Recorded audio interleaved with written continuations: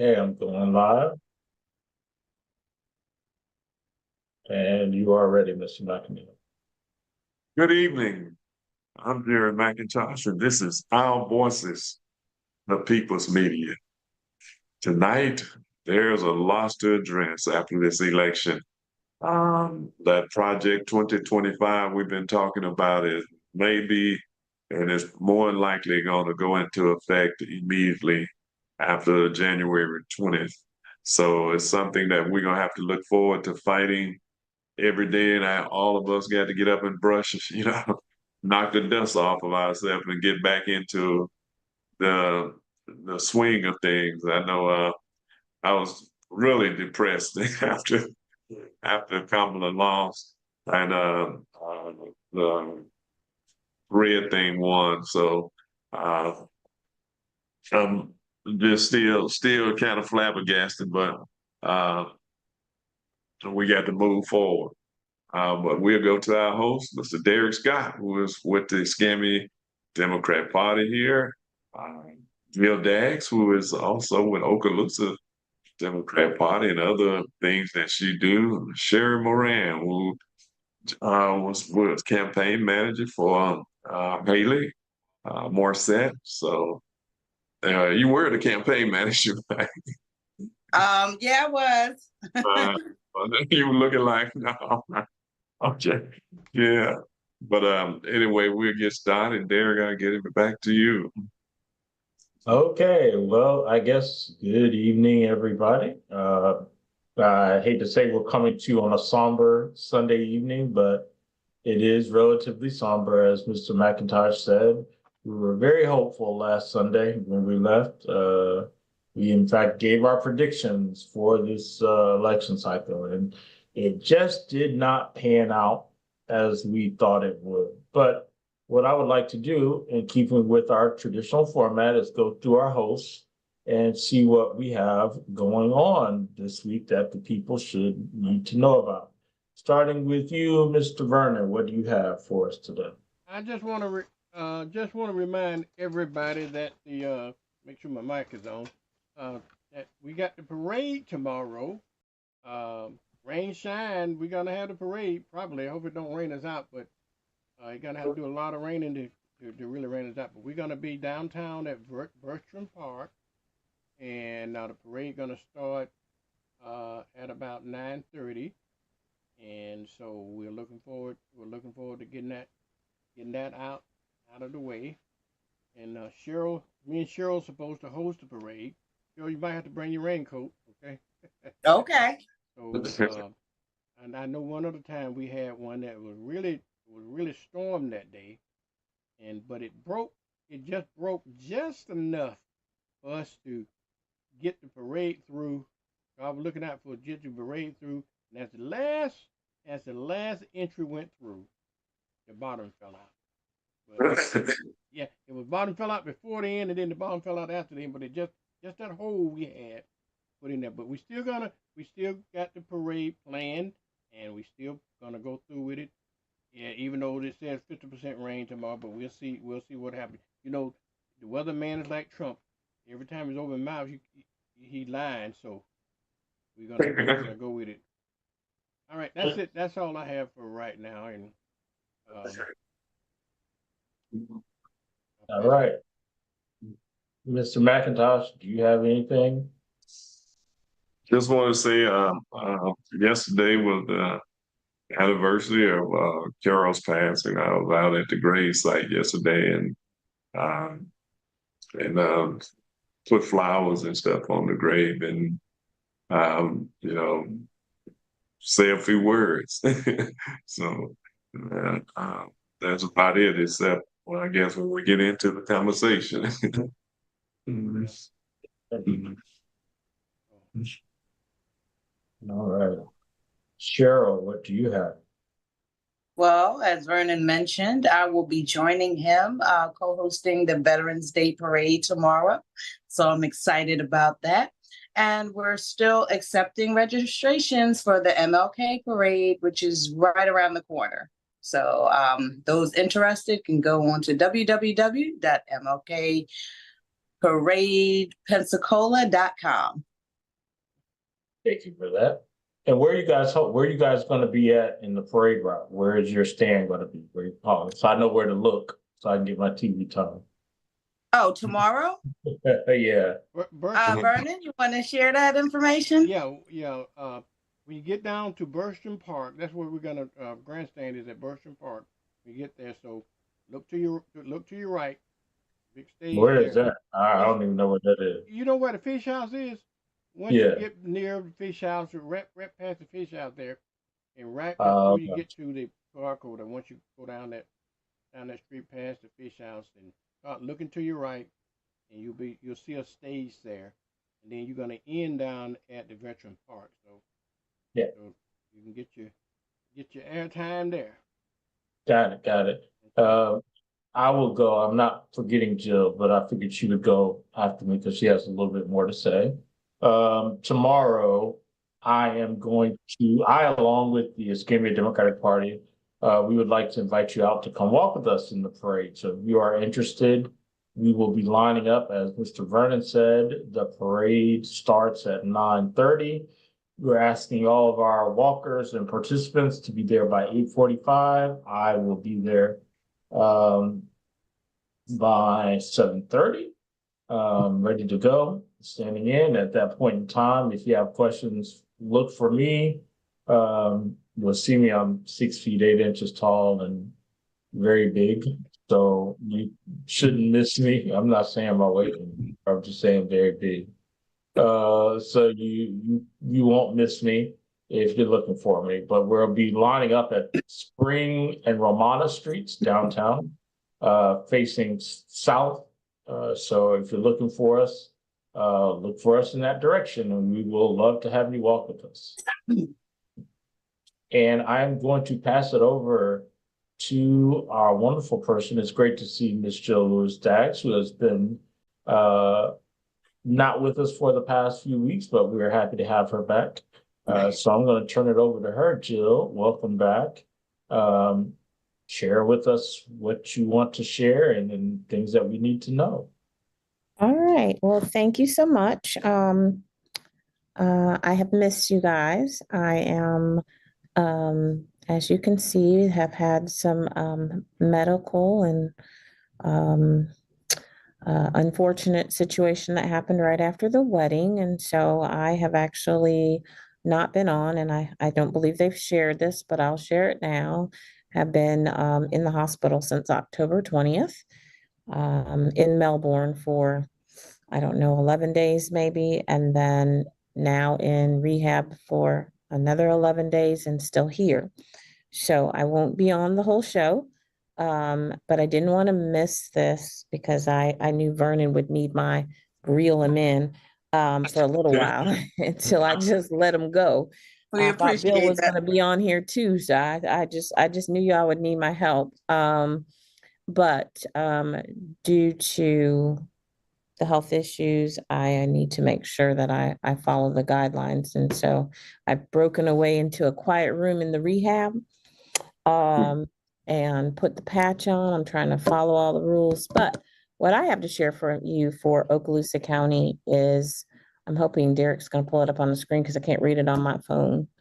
Hey, I- before you go yes, there, yes. you talking about reel me in. You really missed the show last week, didn't you?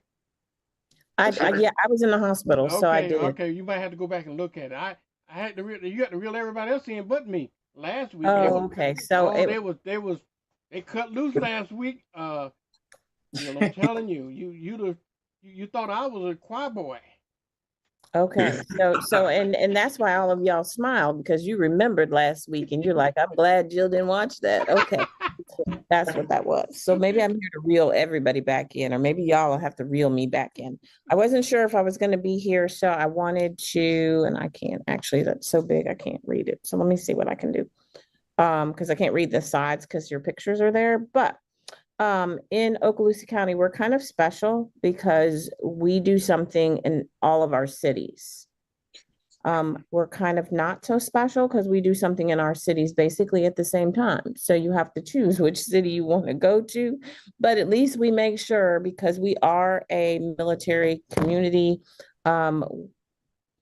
highly, with so many different military bases around us, as in all of our small counties here in Northwest Florida. We just do it a little bit different. So in Crestview, the annual Veterans Day Parade returns to Crestview on Monday, November 11th. The parade begins at 9 o'clock at Hub City Smokehouse and goes north past the Okaloosa County Courthouse.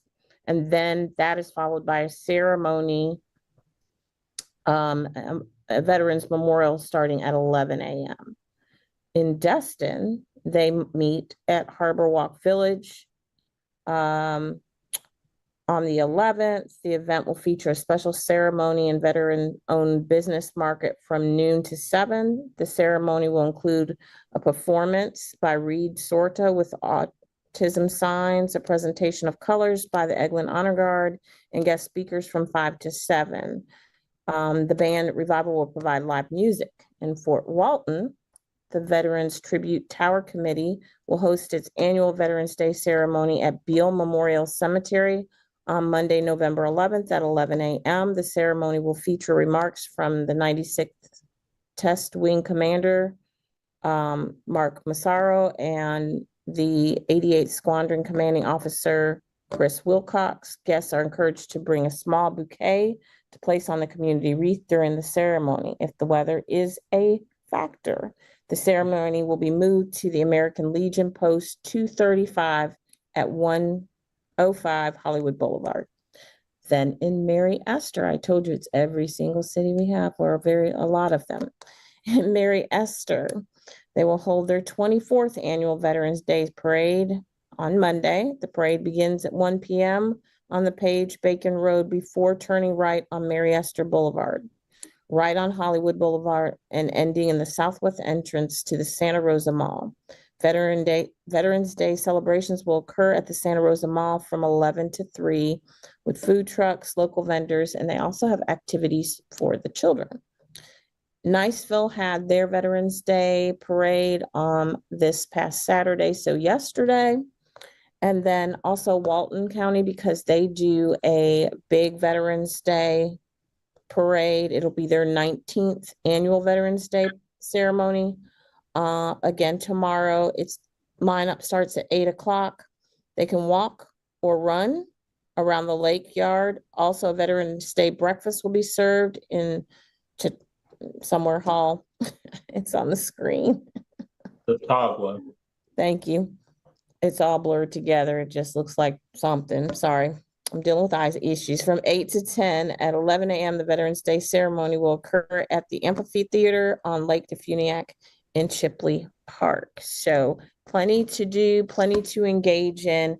And I think we need to just remember that so many of the people around us, whether we know it or we don't know it, are veterans and have fought, are fighting, continue to fight for us. And we definitely want to say to our hosts, some of you are also veterans, some of your family members are veterans, and just truly thank you for your service, for your commitment, for your sacrifice. Thank you. That's all I have. I forgot to mention, and I'm trying to see if I can pull it up for us after in Escambia County, if you are interested, let me see if I can get to it. Sorry. The Chapman James Museum will have a Veterans Day event. That's tomorrow from 1 p.m. to 5 p.m. Oops. The General Chapman James Museum invites you to join in the celebration of our local veterans this Veterans Day. Special recognition of Congressional Gold Medal of Honor, Arthur Williams, U.S. Army Tuskegee Airman Williams Medal will be on display. It's a come and go event with refreshments, and it's honoring all who serve in the U.S. Armed Forces. So 2 things in Pensacola, if you are free, please make sure that you avail yourself to participate in the parade and then head on over to the Chappie James Museum for the after parade event. And that's at 1606. The Chappie James Museum is at 1606 Dr. Martin Luther King Drive here in Pensacola. There at the Post 193 is also holding their annual Veterans Day program. I think you're going to start at 2 o'clock. Okay, so you can make a whole day of it because once you get parade, our parade going to end around 10:30. Then you can go down to the park down there, and they're gonna have an event down at the Veteran Memorial Park. That usually ends about noontime or so. Then you can leave there and go to Chappie James Building to honor Arthur Williams around 1. Or they're going to be open from 1 to 4. It's going to be a kind of a display situation. You can honor that. Then just run right around the corner to Post 193 at 2 o'clock. And in particular, their Veterans Day event. Then when you leave there, if you're a veteran, go around to the participating restaurants and get all your free food, because a lot of restaurants offering free food and free meals and free stuff. That's my privilege. I do every year. Go down, I hit them all, and collect me some free food that lasts me for about a whole week for my service. Okay, Derek, you look surprised. No, I wasn't you. Sorry, it was the Mr. McIntosh's second Zoom coming in that I think threw me off. Okay, yeah. That's what it was. I was like, wait, what's going on? I was making sure we didn't have a hacker. Sorry. Okay. I'm doing something crazy. I guess. Okay. Yep. All right. Well, back to you, Mr. McIntosh. Derek also got a second Zoom whenever you see mine, except mine, because I had. Yeah, I usually do. Yeah. I usually do, but this one threw me. I was like, wait, what? Okay. He's right there. I didn't know if you Oh, me too. Let me see if You said what? Got to get it cleared out. Let's see if my second Zoom can come in there. But okay, thank you. Mm-hmm. Okay, so I was gonna say I just need to check because I have my good eye and I'm seeing double. My other eye I see triple. I'm like, what is going on? Yeah. Oh. Yeah, just I guess we get to what we need to talk about, the loss of the election that we all were so working hard for and hopefully wanted so bad for Kamala Harris to win. Just trying to figure out what do y'all think went wrong. I know they said it was at least 15 million people that voted the last time did not vote this time. So, Jared, did you see? I don't know how true they're passing something around on social media now about the number of black folks in those states, those important states that did not vote. Did y'all see that? I didn't see it. Okay, I can't verify those numbers, but I'm gonna see if I can bring it up on my phone again. Somebody sent it to me yesterday. I'm trying to remember, but those numbers it sound a little suspicious to me. But if they're true, it's enough to tee you off. I'm gonna be nice, it's enough to tee you off. Okay, I don't know if I don't want to say tee you off, but anyway, I'm still looking up the numbers now that somebody sent a chart out just yesterday, I believe it was. So Can I talking about the number of black folks that did not vote in the election, and was enough to it wasn't enough to do what? Change the outcome. Derek, I told you to be prepared. Get that map up on the screen. Get that map up on the screen. That's why I'm here, because I need y'all to see the map. It wasn't black folks who cost us. Even if it was, it wasn't enough of us. It was us, it was Latinos, it was young people, it was everybody. I need you to see the map. I'm aware of that. No. You need to see the map, because for us to even let that come out of our mouth right now, we need to see the map. Yeah, hold on. So I did the breakout. I got to look for the one for Florida. I mean, I did the one from Florida. I didn't do the US map. Well, but we can start with Florida. Yeah, hold on. Because if you see the map of Florida, it is much like It the is, the yeah, map of the it's United the States same of thing. America.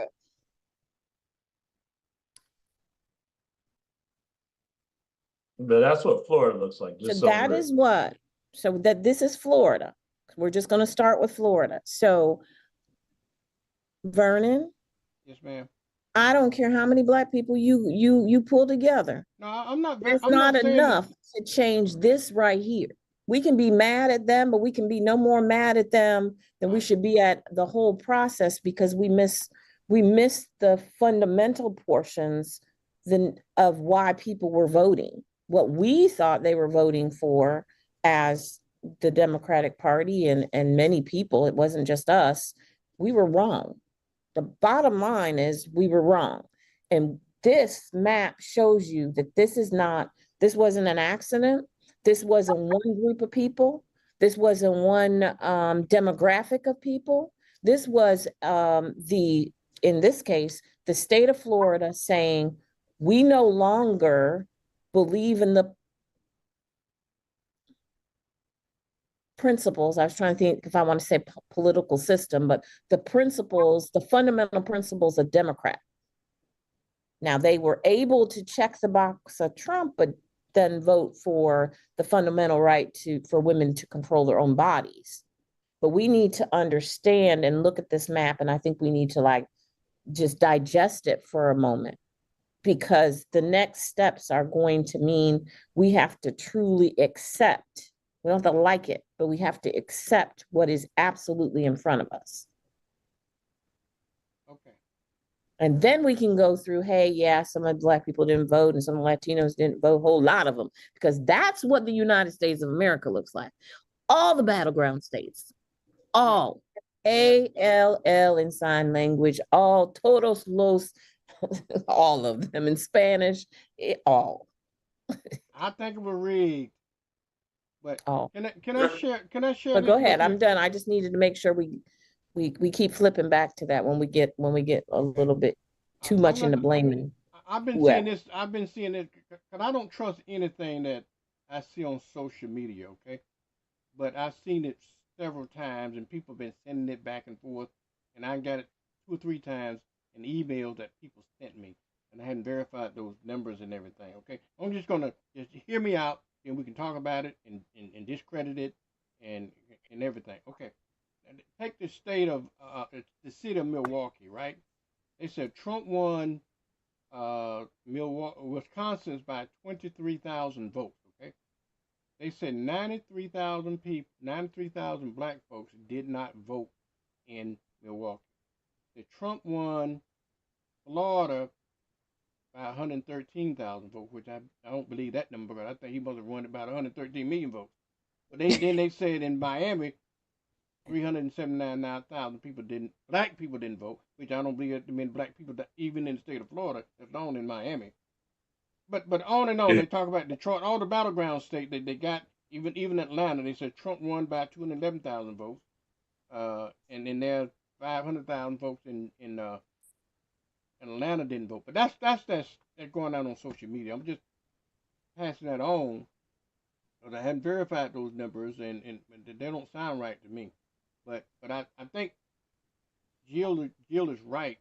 I think the real reason is other reasons, and we can't put this on black folks alone.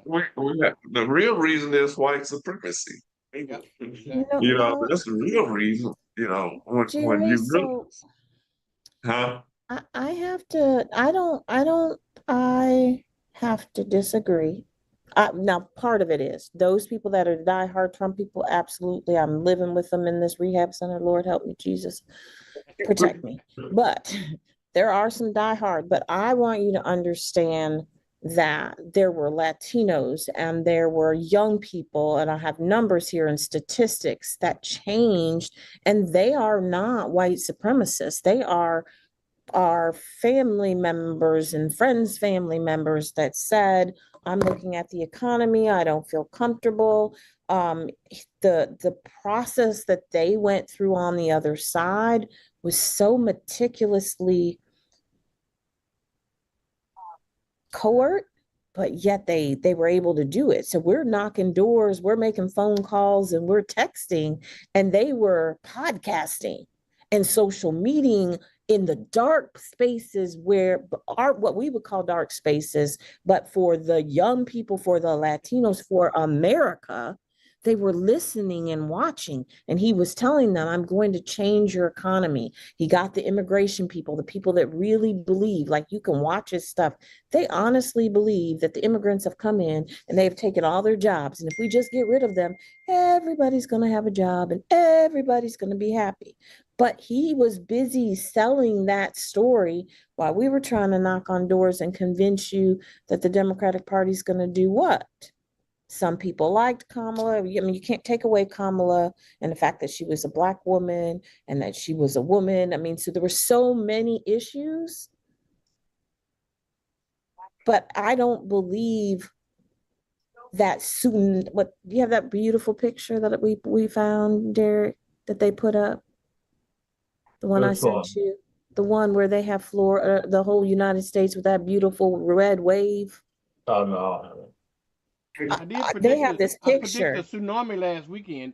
Yeah, it is But I predicted the literally wrong a color. picture of a red tsunami, and they did not lie. That is what it was. They have spoken, and that's not all white. There is a good bit of white supremacy, and he is going to move forward with his Project 2025 that way. And many of them are going to be shocked, and maybe even deported in their support of what they thought he was saying and what he will actually do. But I don't think we can say that where we are right now is because of white supremacy. It's because we were outmaneuvered. Even though it was lies, we were still outmaneuvered. Well, Because Yeah, but he Jim, thought, I disagree with you partially. Okay, I agree with you in part, but I agree with Jerry in part as well. White right, supremacy has a lot to do with the reason we're doing this. And another thing, arrogance of the Democratic Party is another reason. Okay, I'm saying arrogant. Maybe that's a little too strong, but I believe that Michelle Obama really told us about better goods when she told them when they go high, when they go low, we go high. Okay, and while they was going low, they was getting all those folks low. Okay, but we up here in the ivory tower talking over them. They down there talking with them. Okay, and so we have to get down in the gutter with them. And I do believe that. Now I believe I'm gonna go back to these numbers here. I'm just gonna assume those numbers that I had. This is the thing that somebody sent me, okay? And you can see those numbers. That it's going on social media, and and I don't know, and I don't trust these numbers, but let's just, for the sake of the argument here, let's assume these numbers are true, okay? They're given to black folks. Let's assume, for the sake of our discussion, that these numbers are true. Okay.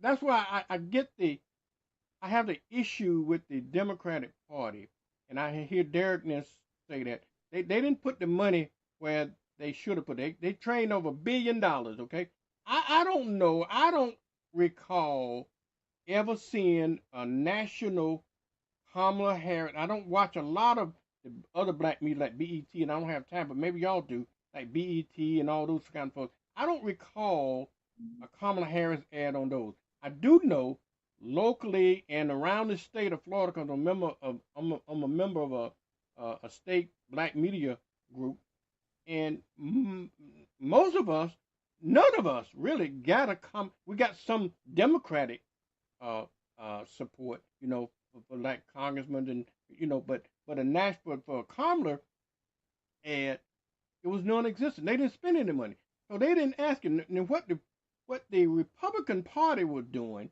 okay. And I'll give you an example, okay. But for my situation, Escambia County, and I take my hat off to them because I thought it was a brilliant move, and I warned the Democratic Party about it. Okay, they came in with their Escambia County Democratic chair and made a crude video. Just sit there in front of Vernon. All I want to do, I want to sit here You can get your you can get your iPhone, and I'm going to ask for the black folks vote. Okay, and I want them to vote Republicans, and I want them to vote for Trump. And that's what I did for 30 seconds. Yeah, you mean the Republican Party, not the Scammy Democrat. Republican chair, yeah. Oh, no, I'm sorry. I'm sorry. Okay. I'm the I also, Republicans. I ain't asked nobody to No, vote no, for no, Trump. no. That's my problem. Y'all should have. Okay. Y'all should have. Okay, but that's my Well, I didn't problem. want to ask I nobody stand to vote for corrected. Trump. I stand. Yeah. But the Republicans, they went Yeah. in and just as sincere went in and asked for we're talking directly to black people. I want your vote. I want you to vote for us, our party. I want you to vote for them. If they did this for Escambia County, I'm sure they did it across because they all sang from the same sheet of music. Okay. And one thing he told me, and I text y'all this, they said that we got a lot of problems in the Republican Party, but money ain't one of them. And we're going to ask these folks to vote, and we're going to ask these folks to vote for us. Okay, now, Daryl, what's that girl's name that you gave me for we went down to Orlando and was charged of the Democratic Party that was for the advertising? What was her name? You talking about for Debbie's campaign or just in general? In general. Retha something. Campaign. I don't remember her name, but yeah. Retta, Retha. She was in charge of the Democratic Party's For the Harris campaign. Money. For the Harris campaign. For the Harris campaign. Okay. Well, for the Democratic Party, it wasn't for the Harris. We didn't get in it. No, it was a Harris campaign. The one when we met her. She was down, she came and introduced herself at the NAACP meeting that we had a joint time. That was for the Harris campaign. Okay. She didn't spend money for Harris. Okay. She spent money for the Democratic Party. She didn't spend money with the TV at all. None at all for the TV. But she did spend some money with the radio for the Democratic, asking folks to vote the Democratic Party, but not specifically for Kamala Harris. Okay. And I think and that was kind of throughout the state. I don't know what they did across the country. I think that was a mistake. I think that people are right when they're saying that the Democrats just take our vote for granted. They just assume that we're not going to spend money in this scammer county for one reason, it's red, and number two reason, we got those black folks, they're Democrats, they're going to automatically vote for it. No, they're not. They don't have to go. They won't go home. If these numbers are true, these are the folks that I was looking at this number. These are the folks that didn't even get out of the bed and vote at all. So if the Republican Party asking you for their vote, somebody asked me to do something for them, I might just very well might think about doing it. But you don't ask me to do it, I'm not going to do it, or why should I get out of the bed to do it? But they got a lot of problems, and I think this is a wake-up call for the Democratic Party. I really do, because the Republican Party, they go dirty and they go low, they go anyway, and you see that it came out to be a tsunami for them. There was, again, 15 million less people voted this time around than voted for Joe Biden, when you look at it. And so that really hurt the Democrat Party right there. But you're right, they have not done a good job of working, making sure that the black media got some of the resources. They went mostly airwave on the big conglomerate television stations and media, and some of the, but it hurt in the long run because, I don't know why they didn't get a lot of the content creators too on, social media like the Republicans did. They had a lot of content creators that was working. It was a few, but not enough as far as I'm concerned. One of the things, Jerry, that the Republican Party has that the Democrat Party must think they're too good to have. If they got voices, they had like Fox News, they had Joe Rogan, they had all these crazy folks that has a voice, and these people they got big audience. These people that listen to those folks. Yeah, and you can see where it obviously paid off. Again, I don't I don't disagree with what you're saying, but again, I'm not going to wear the hat as black folks on the cost of this election. I'm just not going to. When I look at where we are, this is the breakout of where we look or where it stood. And so again, the key point is to look at where the red and where the big numbers were.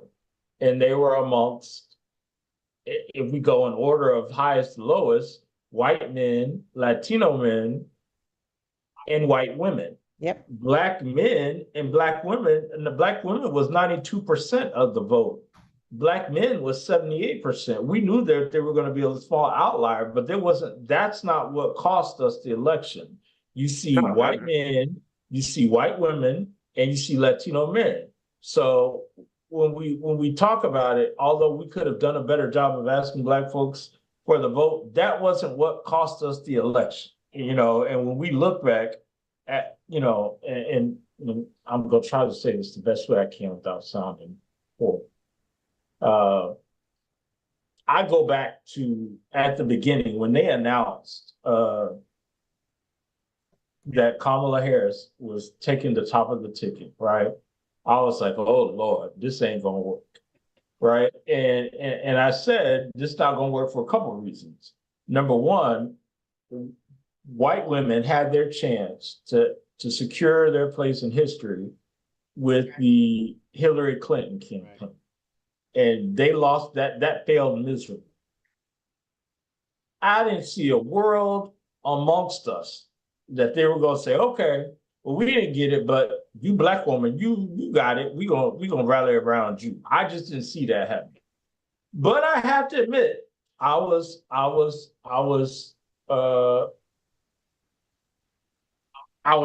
say hoodwinked, but I had in hope. the excitement. When the white women for Harris did their Zoom, and I'm like, oh, okay, well, all right, my bad. Let me take a step back and say, my bad. They gonna support this black woman, right? And you can't tell me again that you raise $1 million and don't have support. That's crazy, right? Now, if I look at two things. The demographics show white men, Latino men, white women were the downfall of the campaign. But to your point, the campaign structure and the strategy was a miss from day one. So you have to put it in 2 seconds. In two buckets. You look at the demographic breakout, overlaid with the poor strategy, and that's not the individual states, that's not the Democratic Party, that's the Harris campaign strategy and the strategists that they were. Like, I hope the guy who ran that campaign goes and hides under a bridge, just like the man who ran the Hillary campaign had to go in hiding for like years, and now he just kind of resurfaced. I fully think that same thing should happen, but I'm not going to allow us to paint ourselves as we did this, because we did not do it. And I think when we look at it,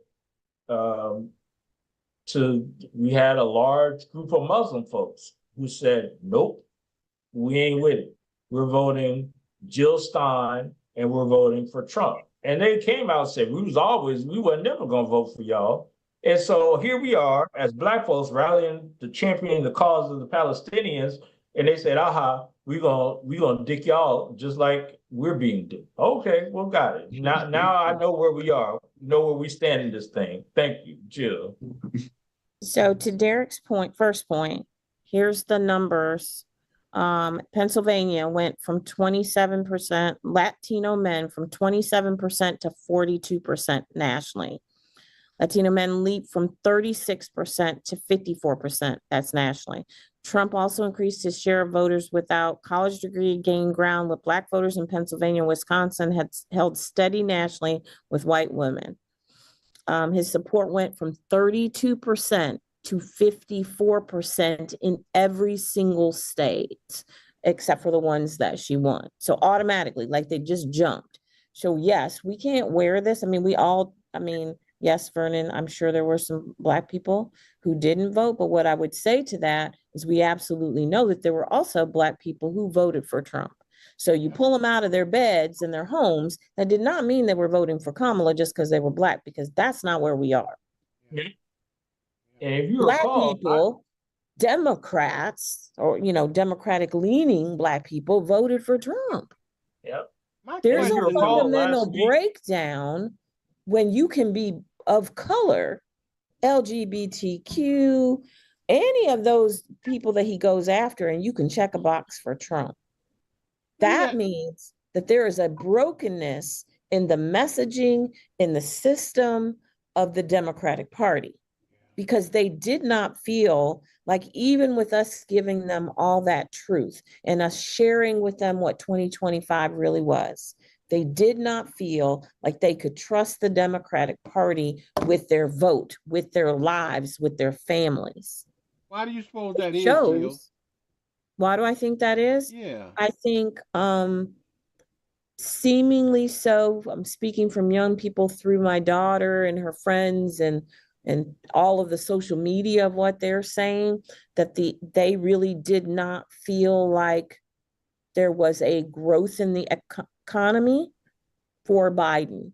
They remember they are 20 in their 20s now, so they were 16, 17, 18, 19 during the Trump era, and all they know is COVID hit, they got all those checks, and then they got the check from him. That's what they remember. They remember, you know, if you couldn't work, you got all that money. If you couldn't work, you were getting money during COVID.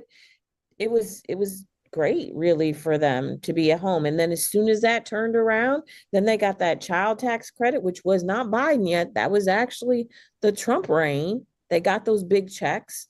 And then Biden comes in, and yes, they were still getting some checks. And yes, there's reasons why all that happened, but they're not looking at that. And now they're looking at the gas prices are going up. Their school prices are going up. Everything around groceries were going up. Eggs were $8 for a dozen eggs in some places.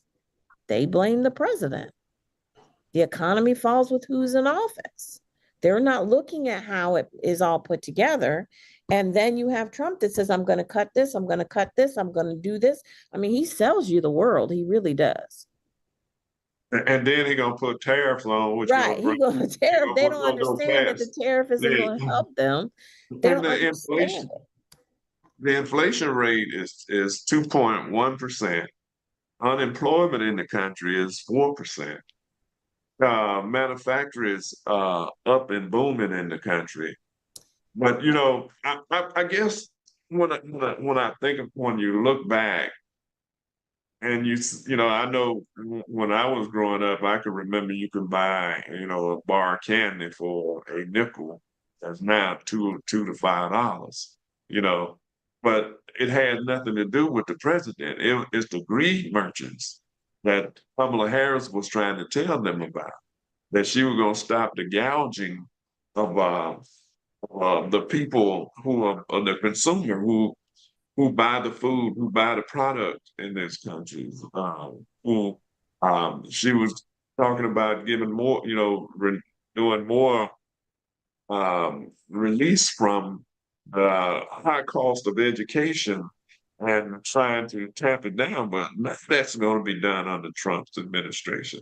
As a matter of fact, the Project 2025 is going to devastate a lot of young people now if they But, don't you do know, it. so here's my question. Like, they heard it because we all talked about it. It's everywhere. They even know about it. They say it, but Jerry, it just wasn't enough for them to see it, hear it.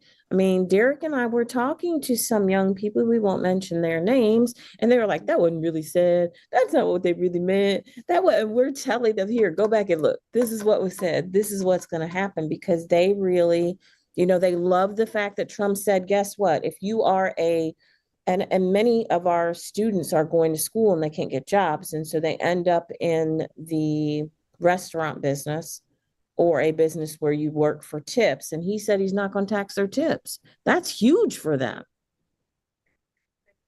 That they came out and said, he said he's not taxing our Trumps. That's money for me, money for my family. Again, that whole economy piece for them, he was talking real time. That's something they understood. It was his idea. And then here comes Kamala which this is what they kept saying. She would say, oh yeah, I'm gonna do that too, but it wasn't her original idea. Kind of like, I don't know if you guys saw and I didn't see it, but I saw it after the fact, the Saturday Night Live piece that she did. Mm-hmm. But it was the exact thing that Trump did and the exact thing that Hillary did. And that was like her last push the Saturday before the election. And that hit social media for the young people over and over. Here she goes again. We are absolutely not voting for her now, because she couldn't even come on Saturday Night Live and do something her own. It was the exact thing that Trump did with somebody in the mirror looking like him and he's talking to himself. She did the same thing. I didn't know it because I didn't watch his. I don't watch Saturday Night Live like that. But they replayed it, shared it, and there were some mistakes that were made, but I would again tell you, you've got to look at the map. There is not, the people have absolutely spoken. When you Right. lose at that level, we have to either go. that or it's been rigged. No, we're not going there. We ain't doing no. We are not going to be Trump. And No. I'm not And discounting whether that. it was rigged or it wasn't rigged, I'm not guess what? discounting. We are going to live in Trump these is 4 a crook, and I'm not discounting at all that he had his Russian friends and so forth to rig it. Okay. I'm I mean, gonna stand by that. But but it is what it is. yeah, I was know. going to say, I'll give you that if that's where you want to go on another show when I'm not on here, Bernie. You can have a whole show on that. I'm not going to tell you he didn't. I mean, I'd love to give that as an excuse, as the reality. I'd love to give that as an excuse, but where we are is they have conceded. They are ready to hand over power. That does not matter at this point. We are sitting in Project 2025 already happening right now, and a new. This is a new. I can't even say United States. This is a new states of America, and I just don't feel like it's united. It's not. It's united in some redness, but I don't. If you take away the red, the blue, and the MPAs, they've spoken. They really feel like there's one party, and the party they chose is the Republican Party. Period. We can't give. We can spend some time. I don't want to take away, Jerry. This is your show, so you tell me to shut up whenever you want. No. I don't want to take away from the hurt. I don't want to take away from, yes, that our party is broken. I don't want to take away from that. But I absolutely want us to, and the reason I'm saying look at the maps, because when you see the maps, it almost like shuts you up for a moment. It literally makes you say, but oh. Well, you know what? Because it's so freaking red. And that means that the everyday person who we thought we were reaching by knocking on their doors, we missed. And I can say this because Derek can't, because he's the DC chair. I'm just a state committee woman. They're still talking about how we're just going to get volunteers to join and knock on doors. That's as of today. And that, I believe, is a mistake, because think about this, and I'm going to ask you all this question. Derek, you might want to throw the map up of Florida again, if you could. And here's my question. In 2026, we have a governor's race. Can you throw the map up? This is my question. But I can't ask the question if the map's not up.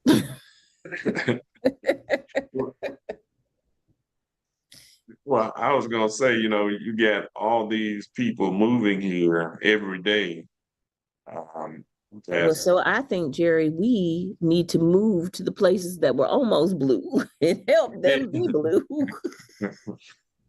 Okay, so if this is the map and we have a governor's race in 2026, I just want you guys to tell me how they're going to win. How is a Democrat going? The state of Florida looks like that right there. Okay, so I'm gonna let Cheryl go ahead. Go ahead, Cheryl.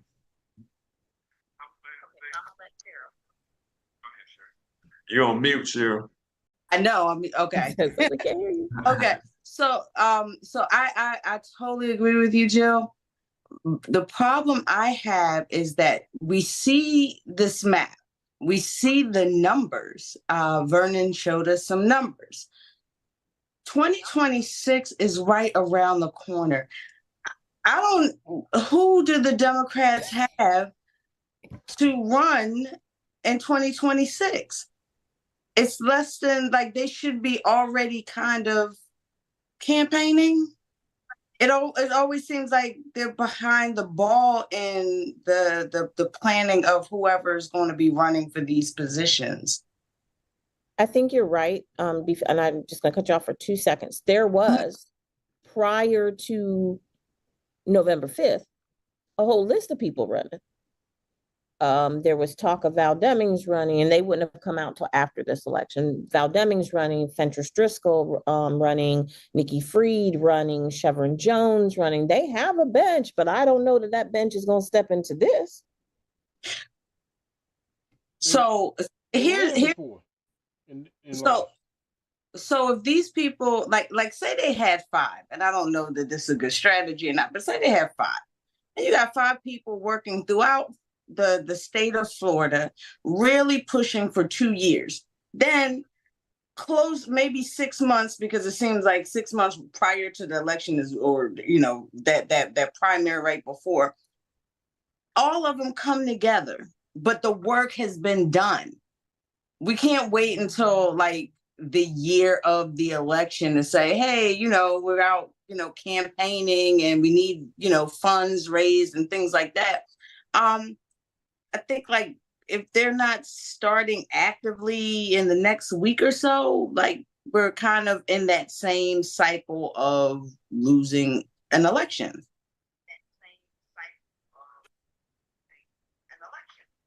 And you're more likely right that I see what Jill is saying, because Florida became the testing ground for the Project 2025. And so they have implemented it here. And they are seeing that they more than likely can do it all over the United States. And you think about what they intend to do is eviscerate the labor relation board. A lot of those people that voted for Trump, they're talking about getting rid of the labor relation board. You can't appeal to nowhere anymore. After this is all done. Then they're talking. They're saying, and they're going to do it. They're going to almost get rid of the Environmental Protection Agency. They're saying they're going to do it. They're saying that the education department is going to do it. It's gone. Then you look at regulation, gone. Health and human services, gone. Housing and urban development, they don't want to get rid of that. Transportation, just a whole host of things. 50,000, they already got it. 50,000 people got to be loyalties. They're going to get rid of the civil service, and they want all this under the president's. So what do we? Right. Yeah. So what do we do besides get your passport and leave? What do? You gonna live under a dictatorial regime? Yeah, but I mean, that's easy for us to say, but there are people that are out there watching us right now that are scared to death. Well, they should. Yeah, they're upset, they're angry. People on this call that's scared to death. But it all make them want to get up and do something about this issue, because that's what they want us to do, be scared and silence, and because they are talking about destroying the media and all of that. So we have to continue to fight. Yeah. So here's the question, though, like, going back to Cheryl's point, like, well, I guess my question to that point, so if we start, let's say we got a bench and we start, where we start? Because you look at this map. Oh, let's pick a Scambia. Nope, can't do that. That ain't gonna work. What about Santa Rosa, Okaloosa? Nope, Balton, Bay. We can't go nowhere. Okay, we started in Gaston. They don't need no work because they all Black, so they all vote. They vote Democratic as it is. Leon, That's the first place in the Panhandle, or this part in North Florida. And then what is this? Alachua, where the Alachua, University yep. of Florida is. And then you got, what is this? Orange. I Mhm. thought orange was blue, but I thought orange was red. The Orange County went No, blue. Orange County's blue. Yeah, and then you got Palm Beach and then Broward down here at the bottom. Yep. Miami-Dade with all them folks. Like, So, where do they go? Where do you start the process? Like, I know it's a large number, but if we just chip at it in the whole of Florida, like say the number is the 300,000, that I think it was 300,000 or so that Vernon mentioned.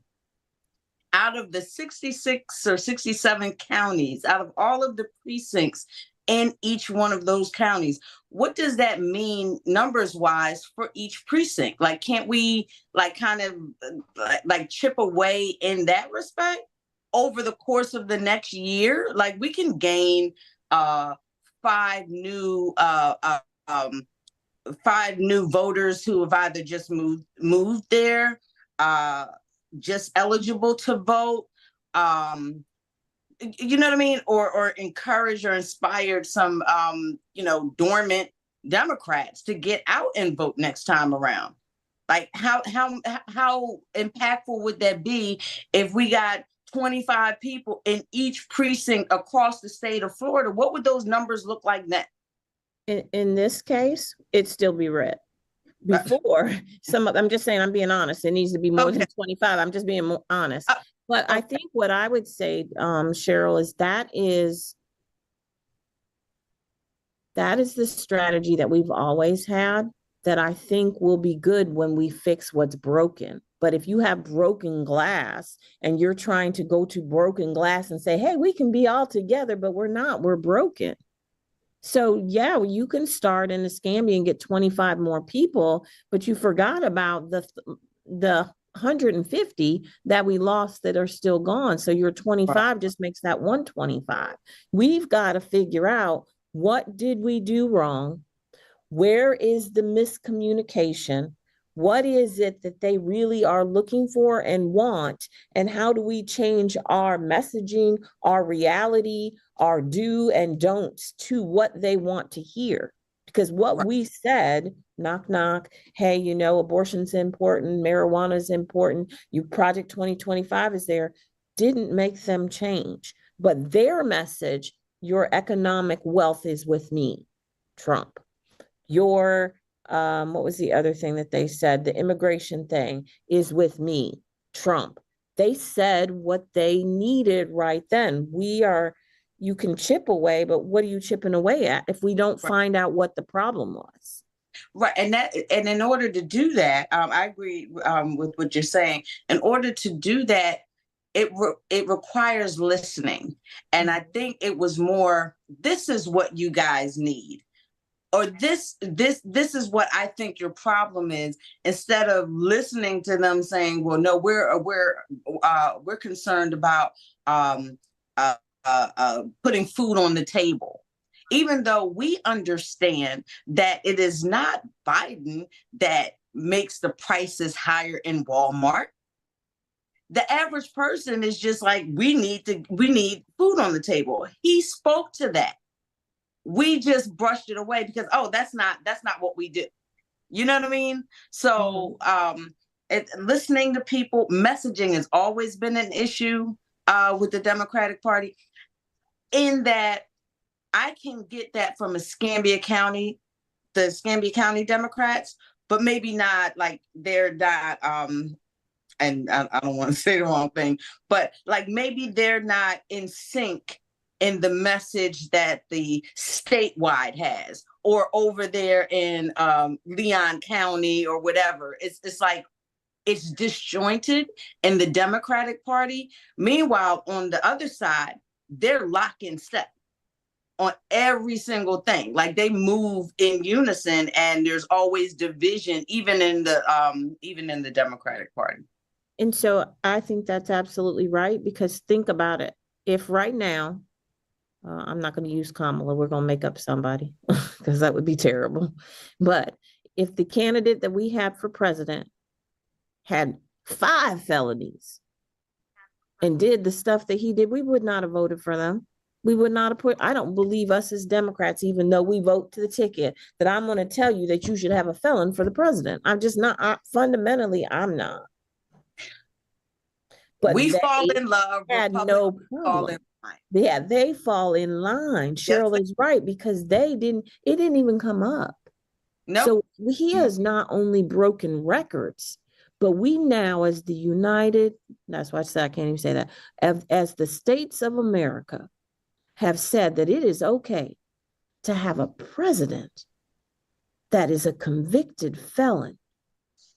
But you can't apply for a federal job with a felony. You can't even vote in Florida with a felon where he's from, but you can be president.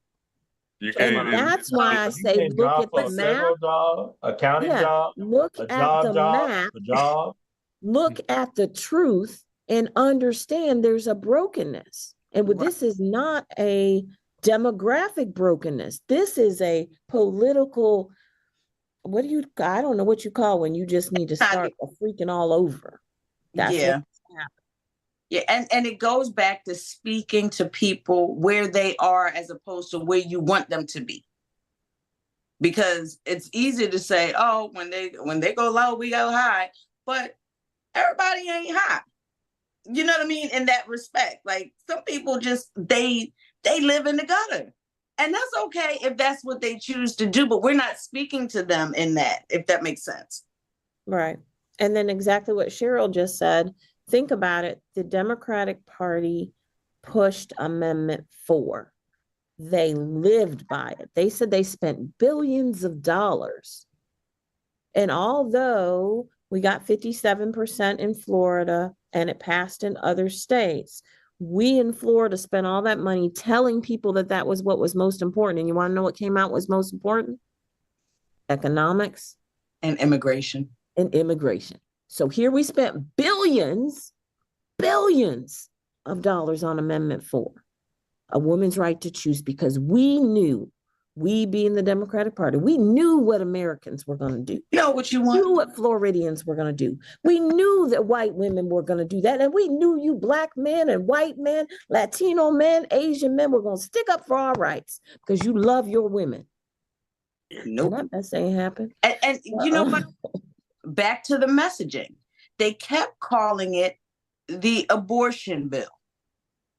If it were named anything else but that, because now you have people from the religious sector, no, we don't want to touch that. We're totally against that because it had that name, as opposed to a women's health issue. If it kept being pushed in that way, it might have been a little, received differently than it was. But it was like a portion of.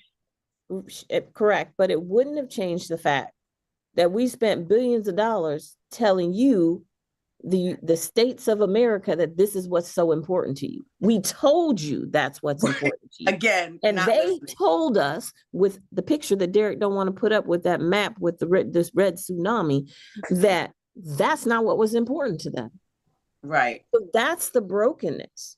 I mean, they slapped us in the face, they drowned us, they drug us. No, I'm talking about that one I sent you in a text message. You didn't send it to me. You showed it. You took a picture, didn't you? No, I didn't take a picture. You want me to send it to you? Can you put it on there if I text it to you? Sure.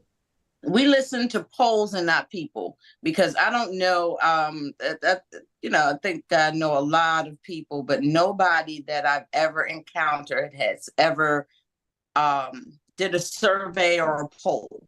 Make sure they've you never took been off the person whose thing it was on. Go ahead. Sorry, I'll do it. No, I was just saying, nobody. I've never heard of anyone that I've encountered being a part of a poll. So they listen more to these quote unquote polls than they did to the people, and the people kept screaming, like you said, about the immigration and the economy. Now, if some of those funds would have went to just 15-second ads about little civics, basic civics and economics on how this works, that the government does not control what companies decide to charge for their products or services. well, I still say white supremacy was at the bottom of all this, and there are those who wanted proximity to that, and they voted that way. And I agree that they Trump kept talking about the economy and talking about other things. But Jerry, do But Latinos want white supremacy? Do Black people who voted for him want white supremacy? if I'm talking about the top of the ticket was all about white supremacy. Oh, no, yeah, I mean, Those same people that voted for Trump would not have voted for anybody else who have the same issues.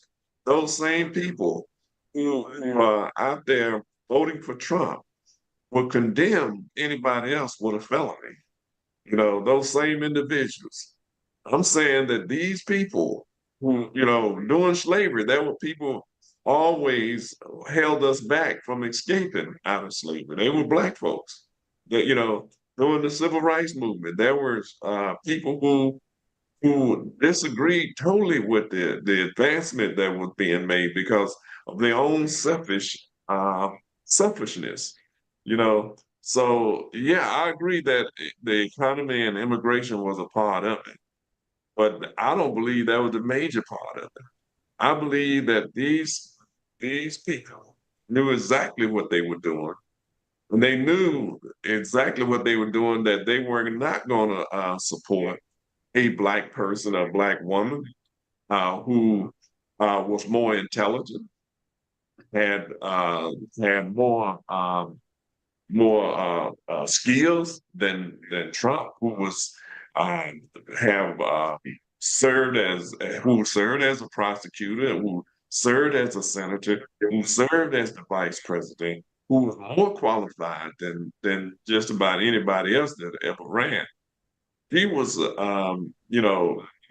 vilified among some in the Latino community.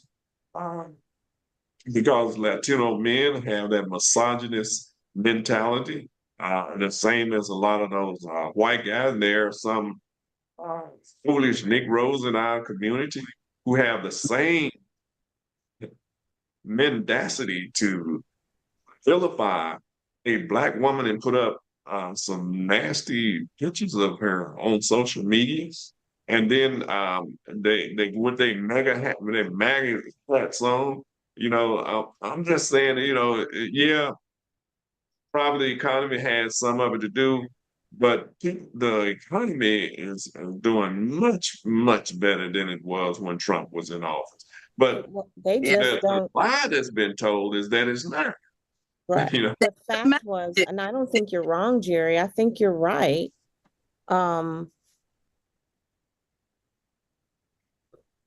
They just outmaneuvered us. Yeah, I agree. Bottom line, period. You call it what you want to call it, whether it's white supremacy or it is the economy or if it's immigration, they were able to get into the channels of people. So they went, like she just said, Cheryl just said, they went and talked to the people. They didn't talk at the people. They didn't tell the people. Like Vernon said, they went and talked, will you vote for me? Will you this? If you vote for Trump, we promise that your economy is going to get better. If you vote for Trump, we're going to make sure all of the immigrants, they aren't looking at how in the world they can have mass deportation without literally calling in the military that needs to be protecting us. It's just crazy with the thought process, but they didn't care because they went underneath the system and said, hey, we understand you're a waiter or waitress. All of your tips are taxed. They won't be taxed. Okay, you're great, because that helps me here and now. I don't disagree that white supremacy is, I'm telling you, I'm living these, anyway, it's here. I live it. I hear it. I even hear their secrets right now because I share rooms with people. And I've heard how they're moving, and they are maneuvering now, just for the record. They are maneuvering now. So while we're sitting here talking about whose fault it is, they are moving. They have a whole network. Literally, this happens. They text every morning and they have a point of what they're supposed to do to prepare for what's going to happen. And they promise it's going to start before January, whatever day he goes into office. That's already written. Like, they're moving, and we're We're here We're talking Complaint. about it. stunned. Yeah, whining we're about it, yeah. stunned into, okay, who can we blame for this? Blame whoever. What do we do now? Because they're moving. And until you see this, this is what they posted. And this was religious people. This is what they posted. Look at this picture just for a moment. And they made sure they left out, Wow. California and all that, that actually with blue. We, the people, have spoken. They Now, if it loud and wasn't what it is, it's actually a beautiful picture, except for the fact what it means and what it is. yes. But they have freaking spoken. You can't just reorganize and go knock on doors. You can't just blame white supremacy when our swing states went. And those aren't friendly choices. Our swing states hadn't moved like that since 2008. Almost 20 years. That is not white supremacy. That is just a catastrophic. We need to regroup and figure out, listen and stop telling, and really figure out, how did this break down and how do we build it up? That doesn't mean we don't stop telling the truth, Jerry, because that's what we do on this show. I'm talking about the party from the top to the bottom to the top. I mean, Yeah, I agree. The party gotta do something. The party has taken us for granted, and it have taken a lot of people for granted. I think the party not was listening shocked. I think if you would talk to the party, I haven't talked to Jamie Harrison. I don't know what he's doing. I'm sure he's getting ready to pack up his bags, but as many of them will be doing. But I think they were literally as shocked as we were. Oh yeah. It wasn't just that they took us for granted. It wasn't just that it was more than that. It was really fundamentally that they spent billions of dollars on Amendment 4 and thought that was going to fix everything. I hope that they see the writing in the wall, and whoever was in charge of running these, campaigns around where it didn't change the outcome, that they get some kind of like new blood in the strategy, or invite new voices in these meetings, because this seems like a repeat of when Hillary ran. Right.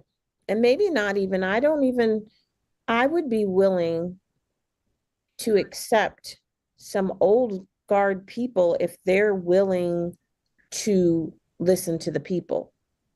Because you got to have some people that were there. You don't want some new people like continuity is worth it.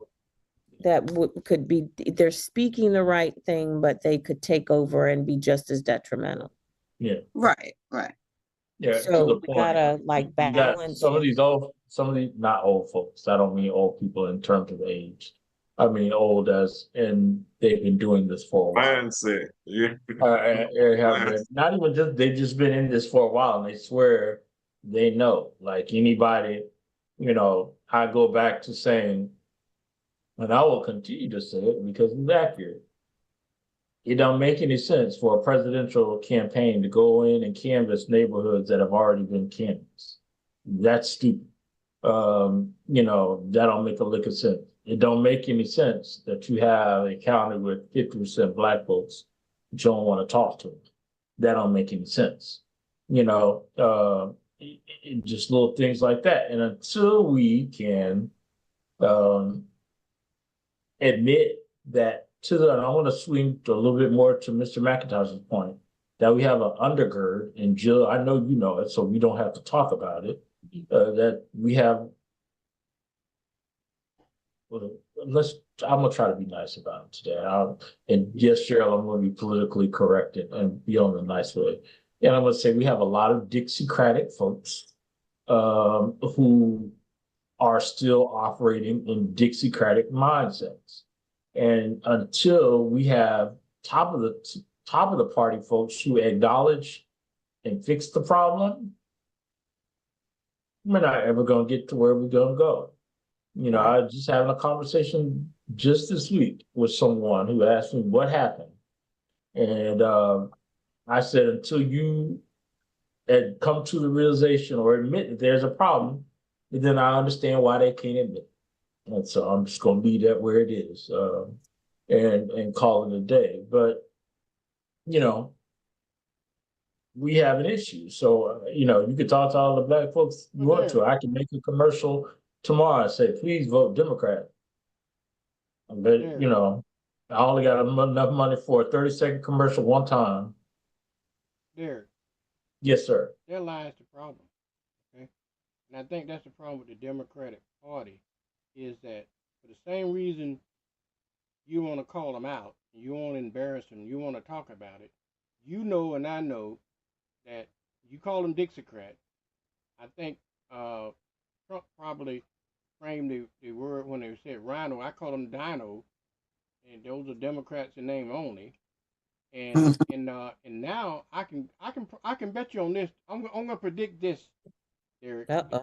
Those same people that talked about that what you call Dixiecrat are going to be Republicans 4 years from now, within 4 years. I'll see it. I'll see that. I won't see. No, because they like to. No, they are these people are diehard Democrats. Okay. They ain't going diehard Democrats for the blue and the blue and the blue and the blue. Blue and the blue and the blue. But they are diehard Democrats for the blue and the blue and the blue for white people. So were white Southerners. Yeah, but they ain't going nowhere. When there was real Dixiecrats, all those damn Dixiecrats turned Republicans. Yeah. Yeah, I was trying to be nice by saying Dixiecrat because I got someone called and asked me not to say the R word, so I'm gonna stop saying the R word. So.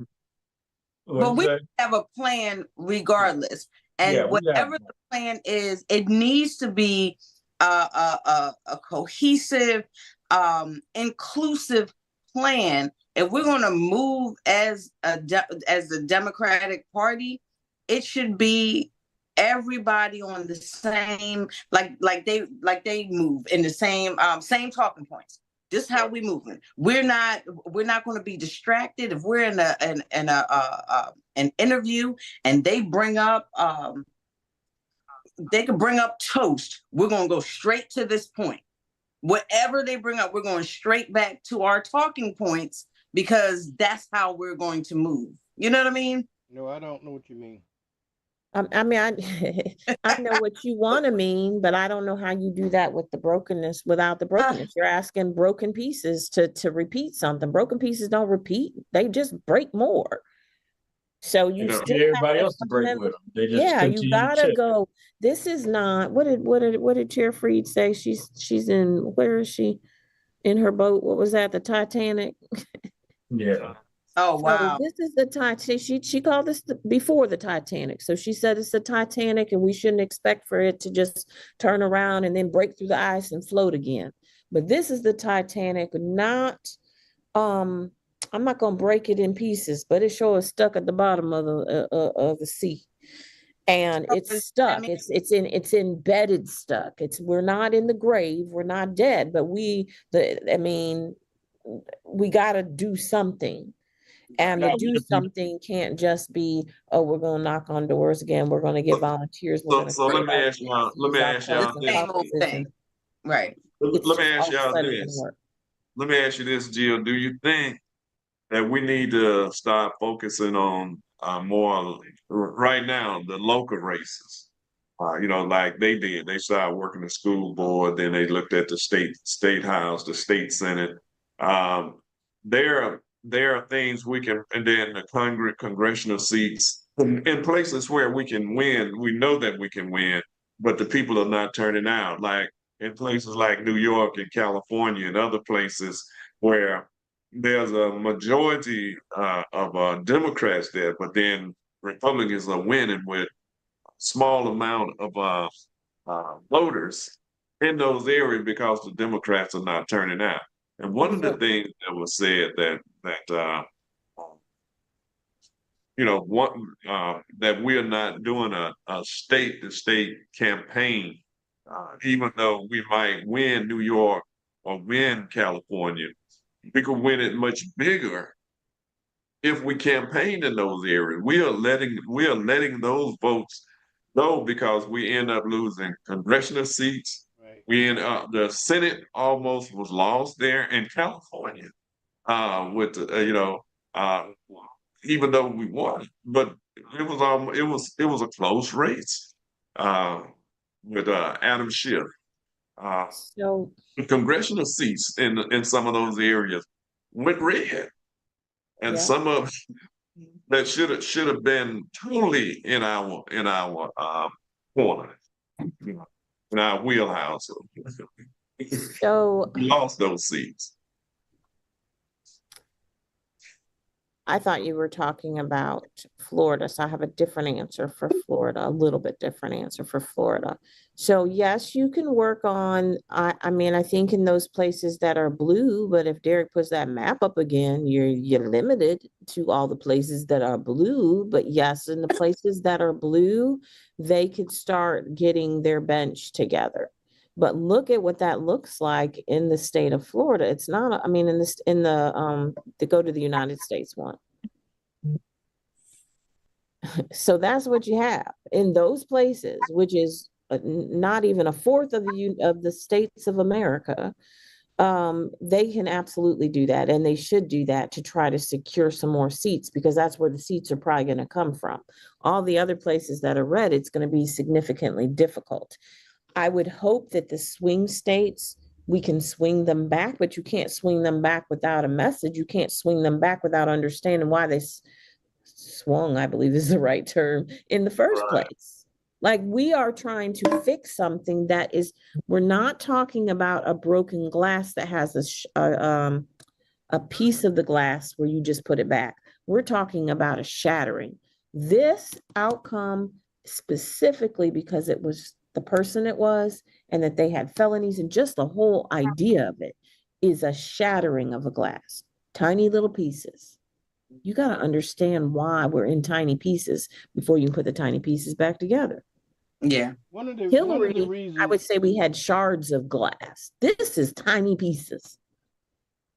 if we ever going to make any progress, I believe you're going to have to go back to the basics. You know, that's why the census data is so important. That's why we want people, because the more people that sign up for the census mean more representation, right? It mean more money to your community, more everything. A lot of folks didn't even want to respond to the census data, you know.